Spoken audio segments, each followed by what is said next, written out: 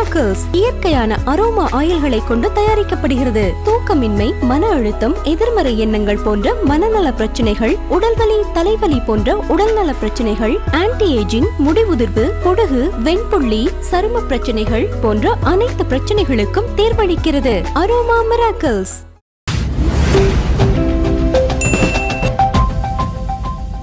இந்த வருடங்கள்ல ஆன்டிசிபேட்டட் மூவிஸ்ன்னு சொல்லி வந்த எதுவுமே மக்களை ஈர்க்கல. தக் லைஃபா இருக்கட்டும், கூலியும் நல்லா இருக்குன்ற மாதிரியான நிலை இருந்தா கூட ஒரு முழு விதமான ஒரு திருப்தி கிடைக்கவே இல்லை. இதையெல்லாம் தாண்டி இப்போ அடுத்து பராசக்தி, மதராசி இதை நோக்கி நம்ம பயணிச்சுட்டு இருக்கோம்ல சார். ஆனா இந்த படத்தின் மேல இருக்கக்கூடிய எதிர்பார்ப்பும் ஒரு மாதிரியான ஒரு கலவையான ஒரு மோட்லேயே தான் இருக்கு இல்லையா? ஏன் அந்த மாதிரியான ஒரு நிலை? இல்லை, ஆக்சுவலி இதனுடைய அடிப்படையான சிக்கல் என்ன அப்படின்னா, இந்த பேன் இண்டியா அப்படின்னு ஒரு விஷயம் வந்ததுனால இவங்க அப்படி திங்க் பண்ண ஆரம்பிச்சிட்டாங்க. அதுதான் முக்கியமான காரணம். நம்ம ஏற்கனவே சொன்னாவே இப்போ கூலி படத்துலேயே இப்போ நாகார்ஜுனான்னு ஒருத்தர் நடித்ததுனால பார்த்தீங்கன்னா அந்த கேரக்டரை இவங்க பயங்கரமாக டெவலப் பண்ணியிருப்பாங்க. நீங்கள் நார்மலாக அதை ஒரு கதாபாத்திரமாக மட்டும் யோசிங்க அப்படின்னா இந்த படத்தில் நாகார்ஜுனாவுக்கு கொடுக்கப்பட்ட முக்கியத்துவங்கிறது அவசியம் இல்லாதது. ஆனால் அவங்க நாகார்ஜுனா நடிக்கிறார் அப்படிங்கிறதுனால அவருக்காக நிறைய பில்டப்கள், காட்சிகள்லாம் சேர்க்கும் போது பார்த்தீங்கன்னா ஆட்டோமேட்டிக்காகவே உங்களுக்கு கதை எக்ஸ்பாண்ட் ஆகும்.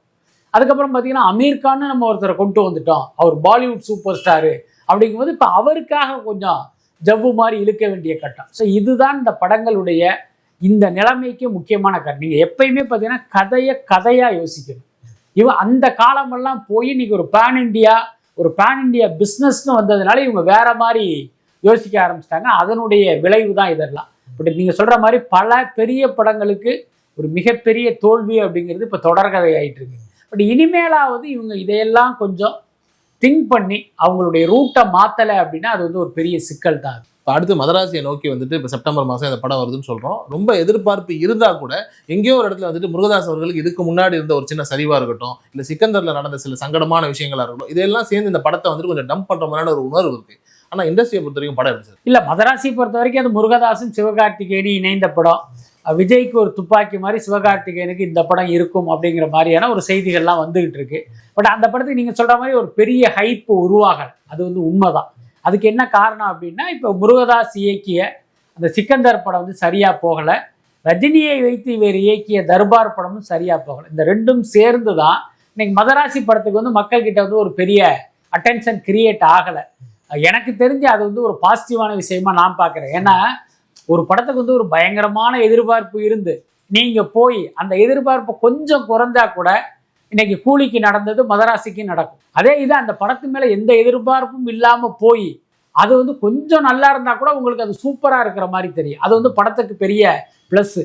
பிஃபோர் ரிலீஸ் அந்த படத்துக்கு எந்த எதிர்பார்ப்பும் இல்லாவிட்டாலும் ஆஃப்டர் ரிலீஸ் அந்த படம் கொஞ்சம் பெட்டராக இருக்குது அப்படின்னா அது அப்படியே ப்ளஸ்ஸாக மாறிடும். அதனால் முருகதாஸை பொறுத்த வரைக்கும் பார்த்தீங்கன்னா இதை ஒரு பாசிட்டிவான விஷயமா நினச்சி அந்த படத்தை கொடுத்தாரு அப்படின்னா அது நல்லா இருக்கும் அப்படின்னு தான் நினைக்கிறேன். சார் அதே மாதிரி பராசக்தி இப்போ இடி ரைடு அது இதுன்னு என்னமோ இப்போ கடைசியில் இடிக்கே இவங்க ஒரு 30,000 40,000 நீங்கள் கட்டணுங்கிற ரேஞ்சுக்கு திசை மாறிடுச்சு.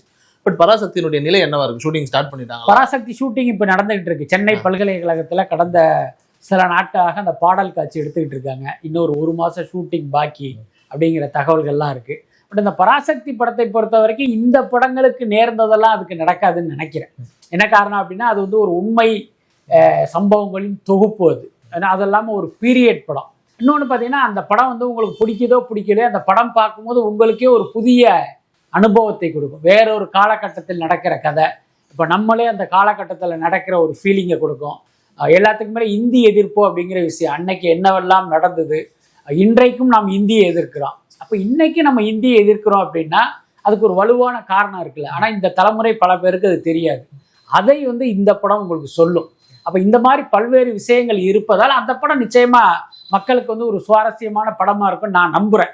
இன்னொன்று பார்த்தீங்கன்னா இப்போ சிவகார்த்திகேயனை இவங்க ஒரு மாதிரி பார்த்துருப்பாங்க. அந்த படத்தில் ஒரு வேறொரு தோற்றத்தில் இருப்பார்.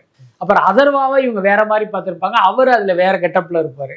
அப்புறம் இவர்கள் ஹீரோவாக ரசித்த ஜெயம் ரவி பார்த்தீங்கன்னா அதுக்குள்ளார வில்லனாக இருப்பார். இந்த மாதிரி அந்த படத்தை பொறுத்த வரைக்கும் நிறைய சர்ப்ரைஸான எலிமெண்ட்லாம் நிறைய இருக்கும். அதனால அந்த படத்துக்கு இந்த ஆபத்து இருக்காது அப்படின்னு தான் நான் நினைக்கிறேன். சார் ஆனால் இப்போ நடந்த சிக்கல்களில் இந்த படம் முடங்கியே போயிடும், வெளியிலேயே வராது அப்படின்னும் போது ரொம்ப ஈஸியாக சத்தமே இல்லாமல் இதுலேருந்து மீண்டு வர மாதிரி தெரியுது. ஆளுங்கட்சிங்கிறதுனாலயா? இல்லை அப்படி சொல்ல முடியாது. ஏன்னா அவர்கள் மீது நடவடிக்கை எடுத்தது அமலாக்கத்துறை. அமலாக்கத்துறை யாருடைய கையில் இருக்குது அப்படின்னா ஒன்றிய அரசனுடைய கட்டுப்பாட்டில் இருக்கிற ஒரு துறை. அதுக்கப்புறம் பார்த்தீங்கன்னா கடந்த சில ஆண்டுகளாக அமலாக்கத்துறை இதுபோல் நடவடிக்கை எடுத்த விஷயத்தில் பார்த்தீங்கன்னா மிக குறைவான பேர் மீது தான் அவங்க குற்றப்பத்திரிகையை தாக்கல் பண்ணியிருக்காங்க. மற்றது எல்லாமே பழிவாங்கும் நோக்கத்தில் அமலாக்கத்துறை பயன்படுத்தப்பட்டதுங்கிறது ஒரு உச்சநீதிமன்ற வழக்கிலேயே வெட்ட வெளிச்சம் ஆயிடுச்சு.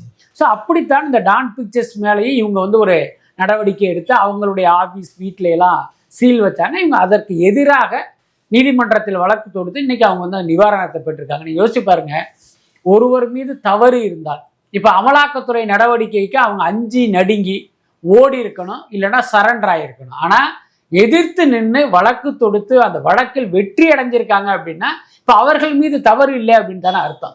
அதுக்கடுத்து இன்றைக்கு அவர்களுக்கு கிடைத்த அந்த வெற்றி என்பது நம்ம மேல எந்த தப்பும் இல்லை, ஏன் இவங்க நடவடிக்கை எடுத்தாங்க அப்படிங்கிற அந்த தார்மீக கோபம் தானே தவிர இவங்க வந்து திமுக மேலிடத்துக்கு வந்து ஒரு நெருக்கமானவர், அதனால இவங்களுக்கு இப்படி நடந்துச்சு அப்படின்னு நம்ம சொல்ல முடியாது. சொல்லப்போனா அவர்கள் மீது நடவடிக்கை எடுப்பதற்கு இவங்க திமுக மேலிடத்தின் குடும்பம் சார்ந்தவர் அப்படிங்கிறது காரணம். ஆனா இவர்கள் இன்னைக்கு இவர்கள் பக்கம் நியாயம் கிடைத்ததற்கு அது கண்டிப்பா காரணம் கிடையாது. அவங்க மேல தவறு இல்லை அப்படிங்கிறது தான் முக்கியமான காரணம். ஆனா ஏதோ ஒரு விதத்துல வந்துட்டு ஒரு மாசமாவே வந்துட்டு சார் டிஎம்கே மேல வந்துட்டு ஒரு அலிகேஷன்ஸ் வைக்கப்பட்டு இருக்கு. இதுக்கு முன்னாடி என்ன வச்சா கூட ரொம்ப சீரியஸா மக்களை வைக்கிறாங்க. அது இந்த துப்புரவு பணியாளர்களுக்கு நடந்த இந்த சம்பவமா இருக்கட்டும், ஏதோ ஒரு இடத்துல வந்துட்டு டிஎம்கேவை டார்கெட் பண்ற மாதிரியும் தெரியுது. கூட அவங்களும் சில இடங்கள்ல வந்துட்டு சரியா முடிவெடுக்காத மாதிரியும் இருக்கு. ஏன் இவ்வளோ செட்பேக் ஆகுது? இல்ல பொதுவாகவே திமுகவில் உள்ள ஒரு பெரிய சிக்கல் என்ன அப்படின்னா, அவங்க எதிர்கட்சியாக இருக்கும்போது வந்து ஒரு ஸ்டாண்டு எடுப்பாங்க, ஒரு அணுகுமுறை இருக்கும். இப்போ உதாரணத்துக்கு பரந்தூர் விமான நிலைய ப்ராஜெக்ட்னு வச்சுங்களேன், அவங்க என்ன பண்ணுவாங்கன்னா எதிர்கட்சியாக இருக்கும்போது அங்கே விமான நிலையம் அமைக்கக்கூடாது, அந்த மக்களை வந்து நீங்கள் காலி பண்ணக்கூடாதுன்னு சொல்லுவாங்க. 8 வழிச்சாலை ப்ராஜெக்ட்னு வச்சுங்க, விவசாயிகள் பாதிக்கக்கூடாது, 8 வழிச்சாலையை ரத்து பண்ணுங்கம்பாங்க. ஆனால் இவங்க ஆளுங்கட்சி ஆனதற்கு பிறகு பார்த்தீங்கன்னா அதையே இவங்க செய்வாங்க.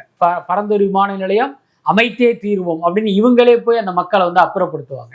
8 வழிச்சாலை பார்த்தீங்கன்னா சைலண்டாக வந்து இவங்களே அந்த விவசாய நிலங்களெல்லாம் அழிச்சு வந்து அந்த ப்ராஜெக்டை வந்து ஸ்டார்ட் பண்ணுவாங்க. இது வந்து எல்லா காலத்திலும் திமுக வந்து இப்படி ஒரு இரட்டை நிலைப்பாட்டில் இருக்கிறது தொடர்ந்து நடந்துக்கிட்டு தான் இருக்கு. ஆனால் இதை ஏதோ ஒரு காரணத்தினால் ஊடகங்களும் எதிர்கட்சிகளும் அவருடைய கண்டும் காணாம அப்படி போயிட்டு இருந்தாங்க. இப்ப தேர்தல் வரும்போது இவர்கள் செய்கிற சிறு தவறை கூட ஊடகங்களும் எதிர்கட்சிகளும் அதை பூதாகரப்படுத்துறாங்க.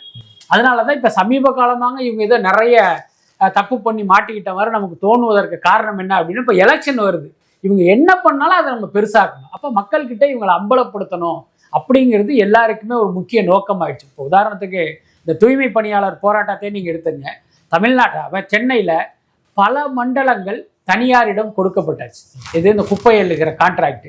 குறிப்பிட்ட சில மண்டலங்கள் மட்டும்தான் இன்னமும் மாநகராட்சியை சேர்ந்த ஊழியர்களே இந்த துப்புரவு பணி பண்ணிட்டு இருக்காங்க. இப்ப அந்த மண்டலத்தை இவங்க தனியாருக்கு கொடுக்குறாங்க. ஆனா இதுவரைக்கும் எந்த மண்டலத்துக்கும் ஏற்படாத ஒரு எதிர்வினை வந்து இந்த நேரத்துல மட்டும் ஏன் ஏற்படணும் அப்படின்னா, இவர்கள் போராடுவது ஒரு பக்கம் இருந்தாலும் மற்ற எதிர்கட்சிகள் அதை தூண்டி விட்டதும் அது இவ்வளவு பெரிய விஷயமா மாறினதுக்கு முக்கியமான காரணம். அதுக்கு ஏன் இதை மட்டும் தூண்டி விட்டாங்க அப்படின்னா, இப்ப தேர்தல் வரப்போகுது, இந்த நேரத்தில் திமுகவுக்கு வந்து ஒரு சங்கடத்தை கொடுக்கணும், மக்கள் மத்தியில் வந்து அவங்கள ஒரு நெகட்டிவா ப்ரொஜெக்ட் பண்ணணும் அப்படின்னா இதை வந்து நம்ம வந்து பெரிய அளவில் தூண்டி விடணுங்கிற அந்த மோட்டிவ் காரணம் சார். ஆனா இந்த ஒரு விஷயத்துல வந்துட்டு நிறைய பேர் பாக்குறது என்ன அப்படின்னா, ஏதோ ஒரு சரிவு விஜய்க்கு பிளஸ்ஸா மாறும் அப்படிங்கிற மாதிரியான ஒரு செய்தி இருக்கு. பட் என்னதான் இருந்தாலும் 2026 அவரால் ஆட்சியை பிடிக்க முடியாது.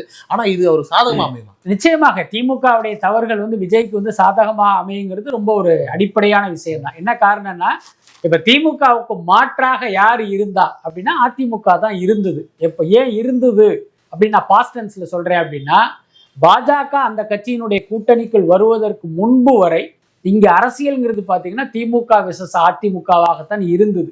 அதுதான் யதார்த்தம், அதுதான் உண்மை.